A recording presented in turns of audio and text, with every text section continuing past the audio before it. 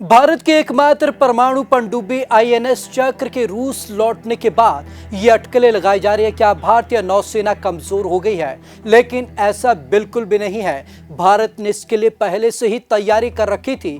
आखिरकार क्या था भारत का वो मास्टर स्ट्रोक जिसके बाद भारत अब और भी मजबूत हो जाएगा, यानी कि नौसेना अब और मजबूत हो जाएगी। भारतीय नौसेना की एकमात्र ऑपरेशन परमाणु पनडुब्बी आईएनएस चक्र के वापस रूस लौटने के बाद तरह तरह की अटकलें लगाई जा रही हैं। कुछ लोगों का मानना है कि इससे भारतीय नौसेना की ऑपरेशन क्षमता प्रभावित होगी। वहीं कुछ ऐसे भी हैं जिनको लगता है कि इससे भारत की न्यूक्लियर ट्रायड कमजोर पड़ जाएगा।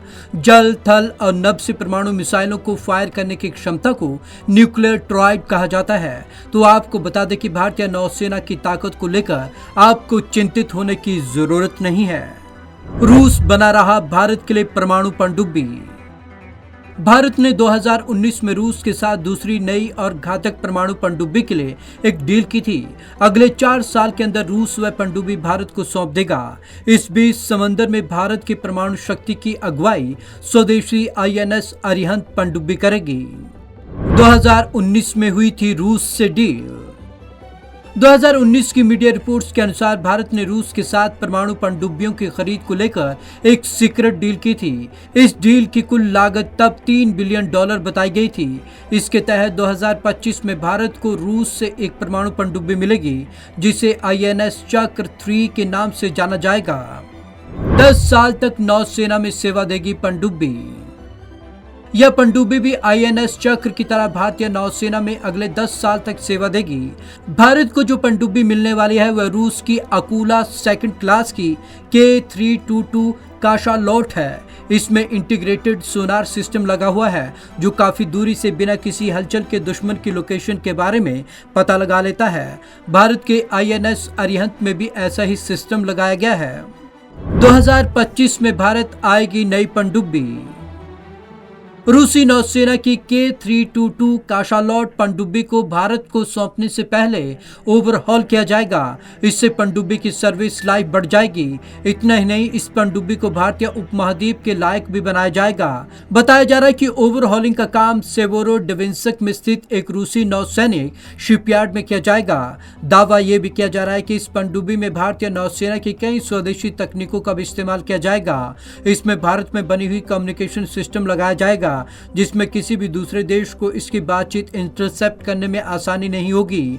दरअसल पनडुब्बियों की सबसे बड़ी ताकत उनके पानी के नीचे छिपे रहने की होती है। अगर कोई भी बातचीत पकड़ी जाती है तो इससे पनडुब्बी की लोकेशन का आसानी से पता चल सकता है। इसीलिए ताकतवर है अकूला क्लास की पनडुब्बियां। रूस की अकूला 2 क्लास की पनडुब्बियां बेहद शक्तिशाली मानी जाती हैं। इस क्लास की पनडुब्बियां 8140 टन वजनी होती हैं। ऐसे में माना जा रहा है कि आईएनएस चक्र 3 का वजन भी इतना ही होगा। यह पनडुब्बी समंदर में 530 मीटर की गहराई में 30 समुद्री मील यानी कि 55 किलोमीटर प्रति घंटे की रफ्तार से चलने में सक्षम है। इस परमाणु पनडुब्बी में 4 650 मिलीमीटर और 4 533 मिलीमीटर की मिसाइल लॉन्च ट्यूब्स लगे हुए हैं। इनमें रूसी निर्मित टाइप 65 और टाइप 53 टारपीडो को फायर किया जा सकता है।